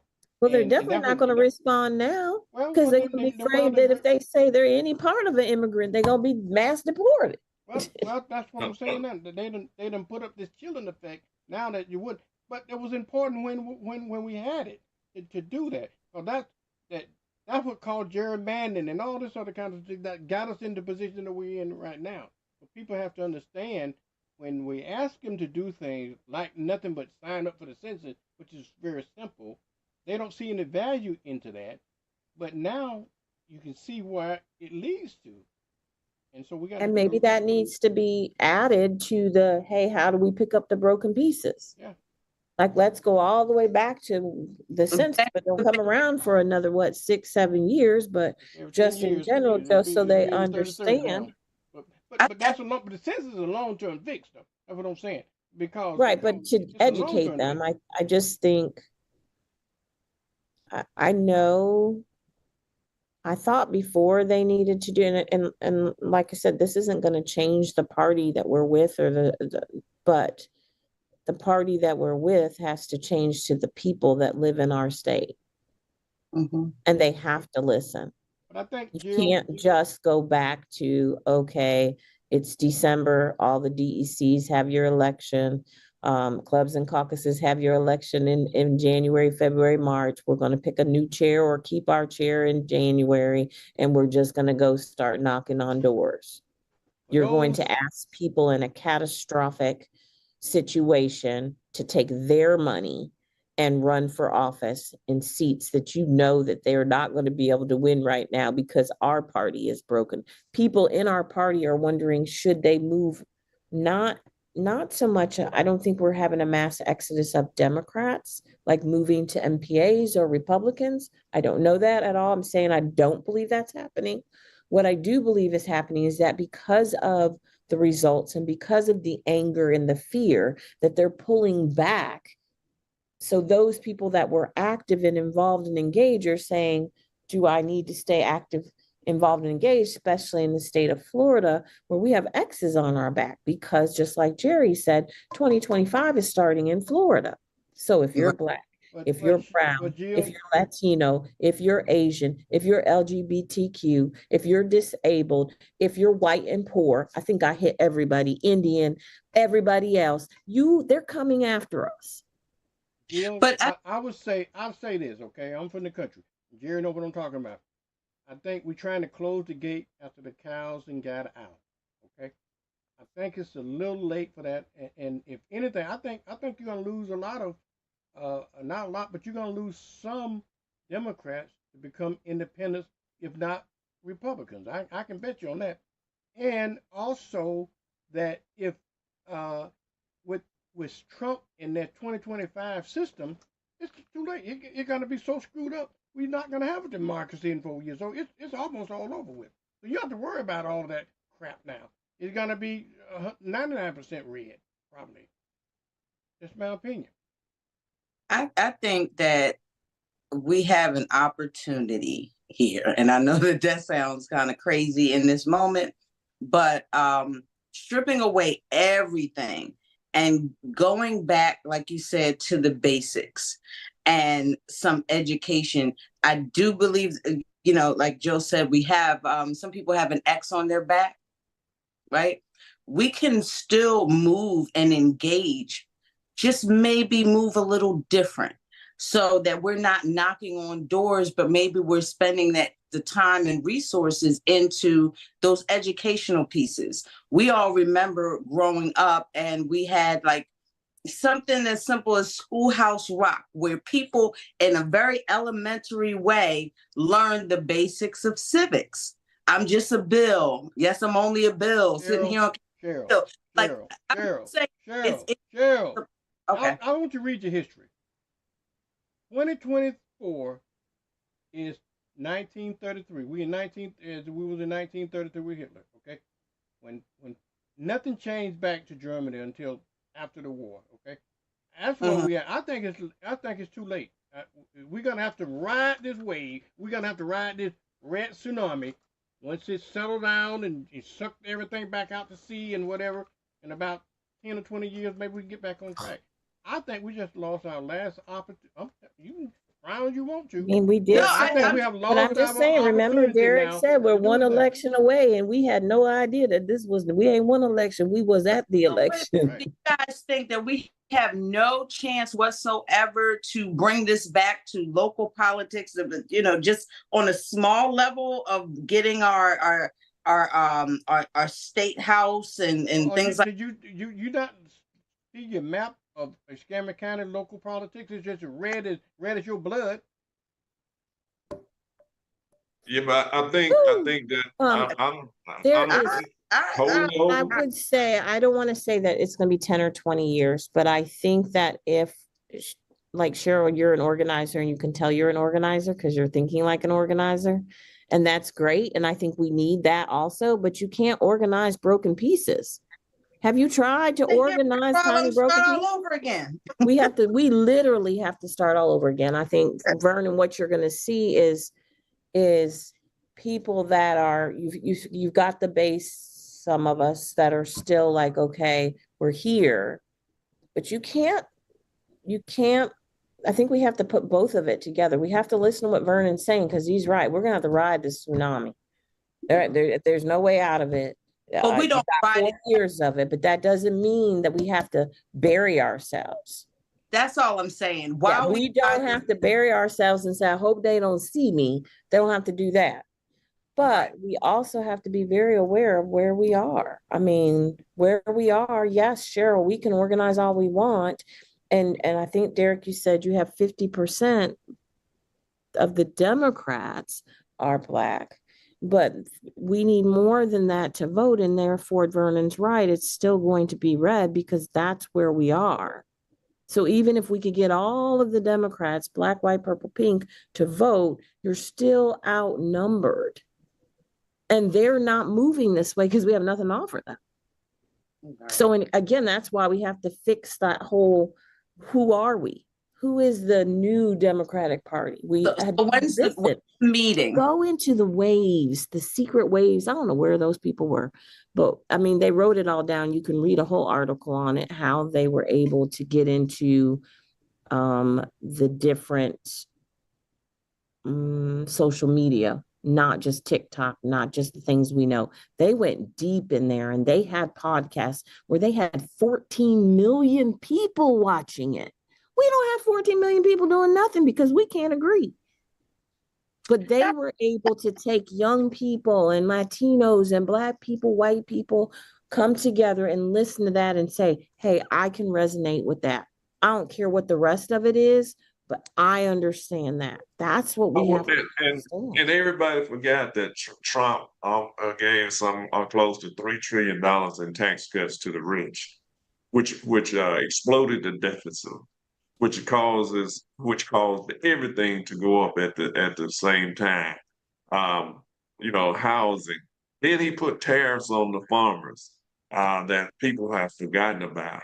That cost us billions of dollars in this country because the farmers was about to lose. Most of them was about to lose their farm. They couldn't sell their product outside of the country because the Chinese saying and the other countries saying we're not going to pay like that. If you're going to put tariffs on us, we're not going to buy your product.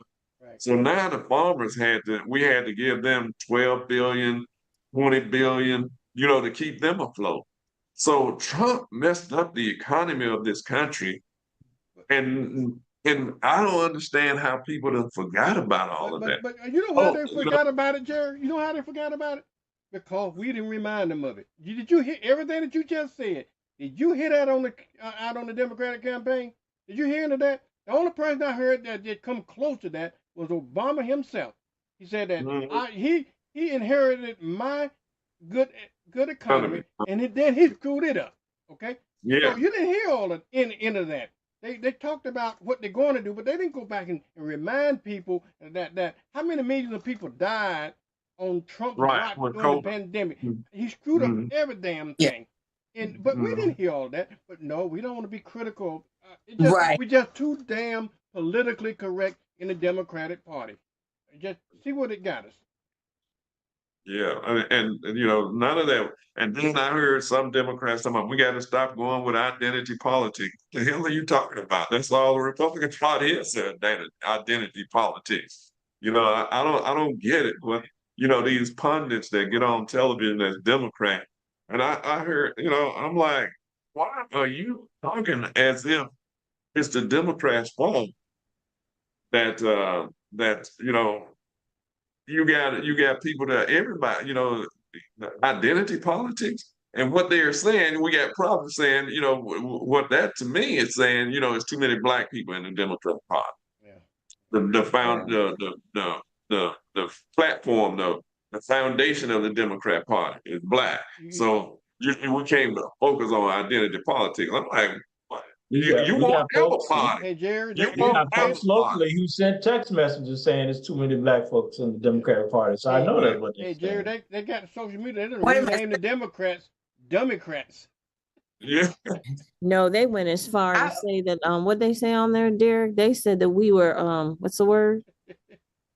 What today? Axios said, what was it that they did on the stamp, our new picture?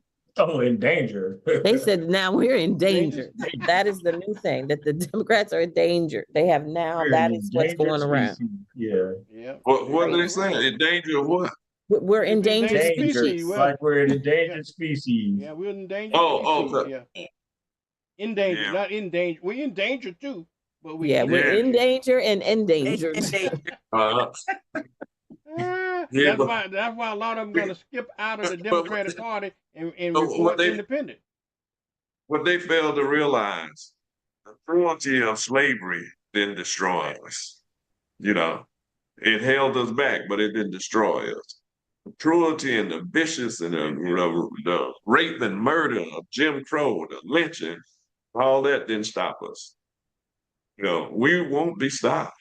We will not be stopped. Jerry, they can't stop us. None of that. I don't think I can handle it. we can handle it. They didn't have Trump either. Yeah, but they didn't have Trump. They had Dick. You know, some of them were Yeah, but Democrats. Look at it I this know, way. I know, I Things know. Look at it. hold Look at the bright side. He cannot run again. Want to bet? Yeah, right. Want to bet? What, Mm, what, I was gonna say, hold on. no. What was Yep, well, stop. hold on. I'm with What Vernon with would this. stop? Nope. What would stop him from Oh running no, again? don't do Nope. it. Do Huh? it. What would stop him from running again? Nope, because I think I saw something and they asked, could he run again? Hold on, let me find it. Y'all looking at what you're supposed to be. Well, and he's supposed right. to be. Remember He's what supposed he to be said? He said conceded. you will never have to vote again. Remember? He didn't. He can run Dictators it. don't never leave Well, I office. want to know what would stop him from running again if he decided to run again?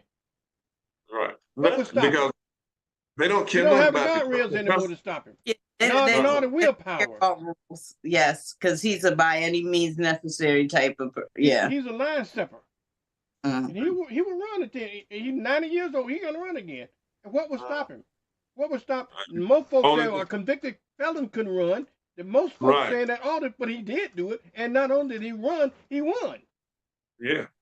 And most felons can't even vote in the country, or can't even get a job in the country. Right. Can't So even, here's- get schooling, housing. But he's president of the United States. So nothing, You know. nothing in the Constitution would stop him from running. They might say that, but it ain't gonna stop him. And if the will of the people want to elect him, that's what's gonna happen. And they call the And he can Constitution change a living document. But evidently the document was on life support. If it's a living document. Because all the guardrails, and then you got people like the Speaker of the House, who were talking about not certifying the election if Kamala Harris had won. Right, exactly. And he's the Speaker of the House, the third person in line So to the what would president. happen? Just curious, what would happen if they decided not to do it and on January 6th? I mean, or in January. Well, January 20th. I'm sorry, January 20th. Not to do I what? don't know what happened, but I would test the system if I was them. But if there's no guardrails, if Kamala Harris and all them failed to do that, well, you can't. Well, number one, Congress in charge right now. But if they had the power, number one, the Democrat wouldn't have the balls to do it, and number two, that I think that if they did do it, had the ball, They would immediately go to jail. It'd come up to what they call a constitutional crisis. I don't know what all that means in real terms, but what I'm saying is there's no guardrail. Who there to stop him? He who in power. If Joe Biden decided right now, I'm not leaving, just like Trump said, I'm not leaving the White House, and declare martial law, then what? Right. State of emergency. Exactly. Yeah. That's what I would do. And test the system. He got total immunity. Exactly. Total immunity. What's crazy about it is the other side would be totally appalled. How dare he take these liberties and do these things? But their guy brags about it. Right. Well, no, the Democrat Party is too damn nice, if you ask me. Too damn nice for our own good. Okay? I would test some of that stuff. I'm telling you, just like all this you don't stuff, have to worry about them being nice no more, because they're not in danger. Coming back to fruition now. Y'all saw the email that they sending out to black folks talking about you're gonna go back and pick and cotton and all this kind of stuff and that kind of stuff. It's gonna lead to some other stuff. But let me tell you this, and I hear black folks saying this. Oh, I'm so scared. That's the okie doke that we got in before. You scared. You're scared to do anything. I say, and I say this once, and I'm saying it again, and Jill, you want to close ears, you want to be part of this. But if they come and take one of mine, I think we ought to take two of those, okay, or two of theirs. And until, but as long as they take one of mine and I do nothing, then they take two of mine and I do nothing, I take three of mine and I do nothing, we're not going to go back to that shit again, okay? I don't want to go back. I don't want to go to Facebook jail. That was that was hypothetical. I don't care. I'm in that jail. I'm probably in Facebook prison now. I was saying that was clearly Vernon. Let me just clarify that it was clearly Vernon. That's my opinion. And I'm doubling down on it. Not express opinions that of Derek. Yeah, no, I don't think But that's why we're in the position I we're would in hope right now. that life does not come that we are not in for that type of Okay, Jill. catastrophe. I said I would It's, hope. it's, Jill. Okay. it's a They young probably man. said that 100 years ago, but how many people It's a, died? it's a black man in Alabama was found hanged after Yep. he filed a Oh, see, we lawsuit don't even gonna against bring the those. police department. After he filed a lawsuit against the police department, Mm-hmm. he was When, found hanged. when was So a black man, when? last week, I believe it was either Yes, it last was week about 2 before, weeks ago. Been Yep. 2 weeks hanging ago. people 24. Huh? What was that, Sharon? I just said they're hanging 2024 and Oh yeah. oh wow. Oh yeah, Okay. Yes. That's Yeah, they are. They are. And It's what you're gonna find is that those folks just like this Kyle Rittenhouse, when they do stuff like that and they're gonna let them off, and they're gonna embolden other folks to do the same thing, then they're gonna erupt again to the same thing we did. If you don't believe history can repeat itself, keep living. and Oh, the wait, thing about I do that. you're talking about using the military to stop protests and to shut down freedom of speech. The First Amendment, they want to nullify First Amendment by using the military, by saying that, we shouldn't have free media anymore in the country. We shouldn't be able to protest in the country, in the streets. So they're gonna, and Florida was the testing ground again for the same thing. And that's why I say that the 2025, that the 2025 project is already in effect here in the state of Florida. So, Mm. Well, just let's so remember they could protest with their pocketbooks and stop patronizing these establishments that don't support.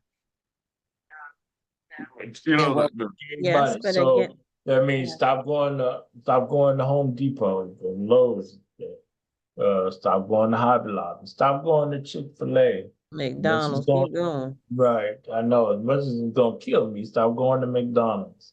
And then All I the would things. say, I think that's a start, but I still would say pull up that map. That's not gonna stop them. That's not even gonna hurt them. It ain't gonna hit their pockets. So let's well, let's if Number one, folks ain't gonna do it. economic boycott would be one of the most powerful weapons that we can use. Right. Yeah, if you could The largest. organize us to do it, who are you talking to? Yeah, The you can broken get us to people? do it. The thing about it, getting us to do it is Right. be an issue. so right. Unless it get like it was in Selma, Alabama, and Montgomery, and Birmingham, and all over the southern states, is when Black people said, "No, enough is enough. But We're that's not." had a lot of strong Black leadership, and I'm not taking anything away from our Black leadership, but we don't have a modern day MLK. We don't have modern day, no one at that level. So we're at a disadvantage with that. I think that we look too much for that kind of leadership. I think that it can be organized through a multifaceted of things that we can do. It don't have to be a single person because that was the issue then. A single person can be taken out, and then everybody's left, in the wilderness, as it Right. was in the days of Moses. That's You're in the wilderness walking, in circles. So, and they and that was, So Jerry, I have a question because I think I don't understand. I guess it's because I didn't live back then. If we can't get them to just go vote, we're gonna tell them to stop going and buying stuff that they want. Like they didn't even, like you just said, if Vernon's story is true, then you've got more than we know. If Derek's story is true, then we still have this percentage of people much, much smaller in our counties. I just I don't know what it would take for, but because that's I think you guys look at it through what you've lived, but if I'm thinking like 20, 30, 40-year-olds who are like, we didn't live that, and you're asking us to give up what we want. what are we going, why? And you want my family to starve? You want me to stop working there? You want me to, I mean, you guys did it. And again, I didn't live then. So I don't know if I would have been strong enough to do. And I'm a strong Black woman, but I've lived a lot, but I never ever, I didn't experience that at all. It's not in my Well, lifetime. Jill, you know, sometimes in life we have to sacrifice, and I want to go back to the 1955 bus boycott movement in Montgomery, Alabama. Okay, that what made a major difference in the lives of Black folks, even up to this day. They sacrificed. What they did do, they didn't. They decided not to ride those white buses. Okay, but they either walked to school or they carpooled or they did something. The thing that they did not do in that, and I never could figure out this, well, what we should have did, just start our own bus company, okay, and let those run those buses throughout our community, just like we had to do everything else. But they made it work.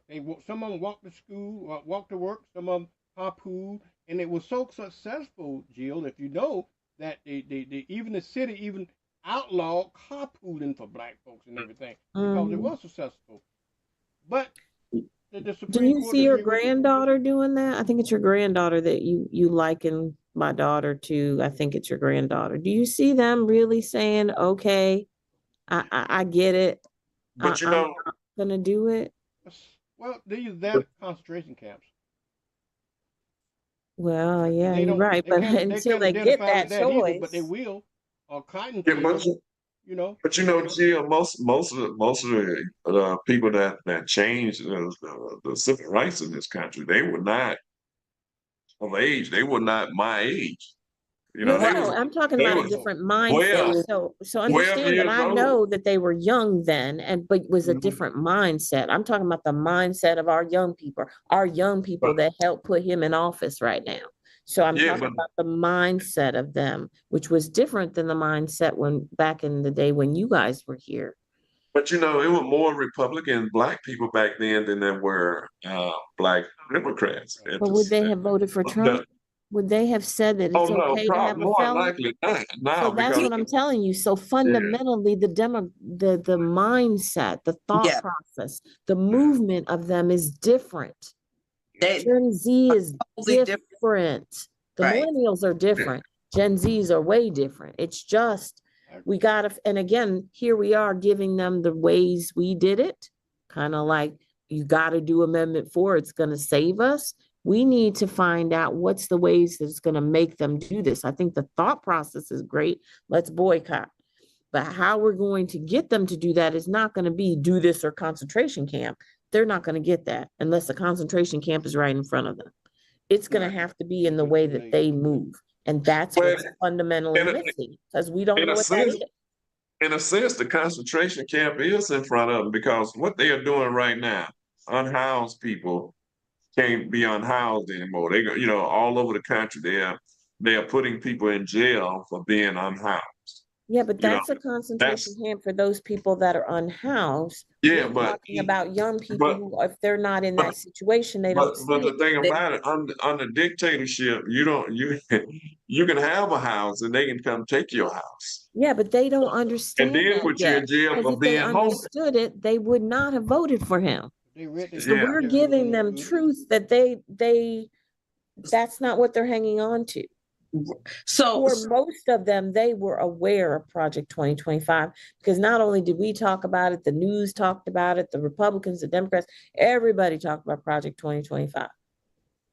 but they didn't believe that it would I be don't know empty. that they didn't it was believe it, or it was just that in their space and how they move, whoever you were, however old you are, however young you are, in your space, you believed your one issue or your 20 issues that the better choice for you and your family was the felon. And do you know how strong that is? That Yeah, is a hatred of Black woman, democracy, Democrats. That is a big jump. Listen to what I just said. You decided that what was best for your family, in whatever reason, was a convicted felon.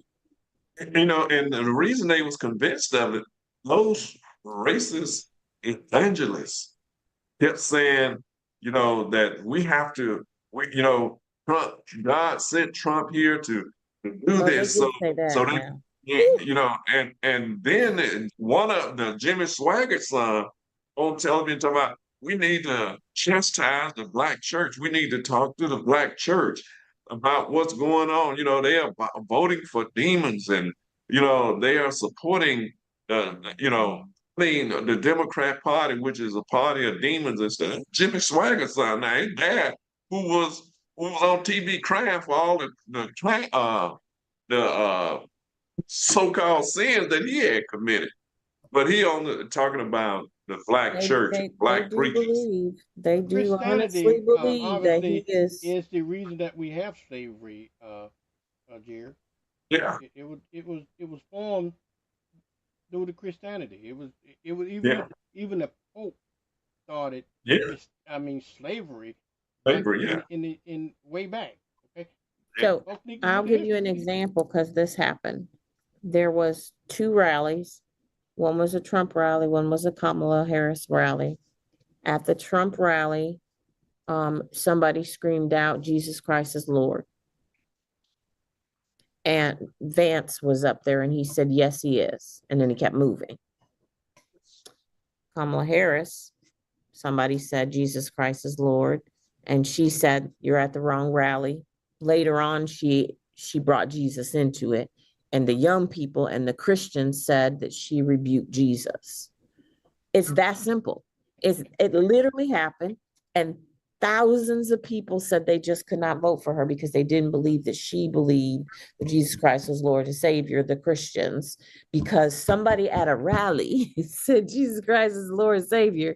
And she said, you're at the wrong place, when she was really just talking about the heckling, not what you were saying. But they Right. took that in the context that if you ever say Jesus Christ, Lord, Savior, you're supposed to say amen and then say whatever. But it's literally that little bit. And that truly happened. And Christians truly said, I can't vote for her. Right. And That's not white supremacy. That is some, I don't even know.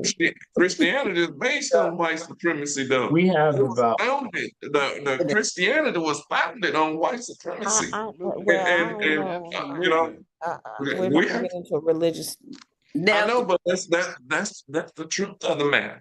I know, The but Jesus Christ is so-called Lord and Christian Savior was the in my owner of life. But I slaves. don't need you to say amen for me to vote for you. You Yeah, know what I yeah, mean? but I'm just saying the Christians, and I'm not saying that all Christian now, but I'm saying from like Vernon said, starting with the Pope when he gave the edicts to, you know, you can put these people in slavery. You know, we need slaves.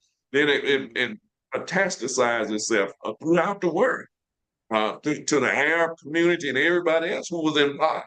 And one of the things that we have been fighting to help Arab people all over the world, and Hispanic people, through the civil rights movement, we fought for them, and for them to turn their back, and then for the Arabs to, and Trump just told them, oh, Netanyahu, finish the job. He told him to finish the job. Netanyahu now going to annex part of Palestine for, you know, for their beach life and all of that, you know, to build their you know, lifestyle on. But the thing about it, Christianity, what did that lady White, what was her name? White. That's, you know, she was, you know, said that if you kill Christianity, you kill white power in the country. If you kill white Christianity. So, She I right. mean, we yeah, have, go ahead, finish your thought. I'm good. Go ahead, Dan.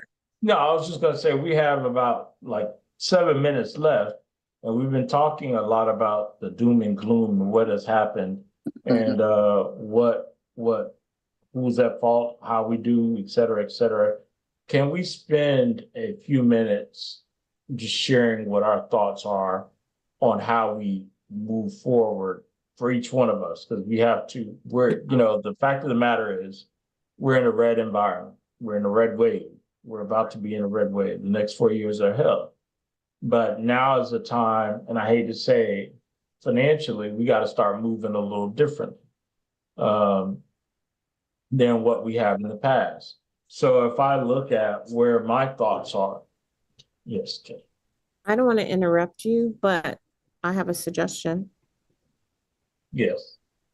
Why don't we, instead of giving everybody 1 minute to talk about something that could be a whole conversation, we say that, yes, we gave you the doom and gloom or the nitty gritty to this time. And then next week, we're going to go over, okay, so what does that look like? What can you do? How do you move? Because you only have a couple minutes per person. But that's just a Yeah. suggestion. I don't want to cut I you off. don't think it takes a couple of minutes, but that's fine. Okay, well, you can share Um, yours. Why don't you start with yours and we'll see how long yours takes.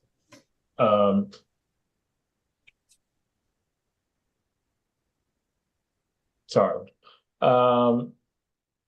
My first thought was to pull money out of the bank. So everybody needs to have cash currency in-house. You know, you have the ability to take a couple $1,000s out, take a couple $1,000s and put it in your house, somewhere like that. And if Don't you tell have, nobody. you don't tell anybody. Yeah, right. And then if you Where you live at, Derek? I live down by the railroad track on if you come downtown and you cross Palafox, it's right up in there. You know, there's a big old tower. I live behind the tower that's close to where your antenna is on the thing. That's where I'm at. You find me on the tracks. Okay. So you could do that. And then financially, if you have the ability, now's the time to start a business. Get you an LLC if you don't have one. Figure out how to start an LLC. Start making waves. Figure out what it is that you can do to sustain yourselves over the next 4 years, because this is the time we have to move a little differently financially than what we have in the past. My thought is, I think we as a people that we need to try to strategize as much as we can. Try to bring about like mind much as possible to start dealing with the issue and start early, because we always start late. We always late to the table. I think we have to come to the table early to, because of our children and grandchildren. And then I think we're gonna have to, if possible, have classes where we teach civics and how government works. If we don't do that, then they're not going to know how government works.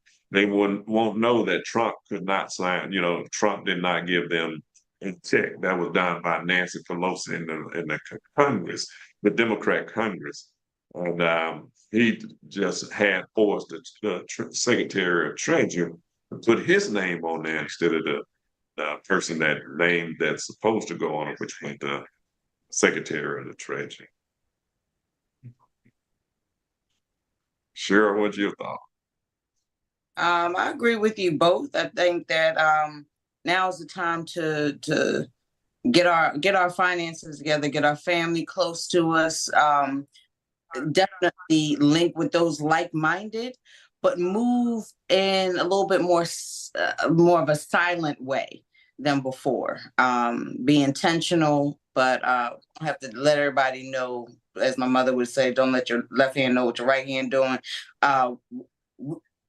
We do need to build businesses, but we don't have to talk about it, and it don't have to be Cheryl's such and such. We can, move with a little bit of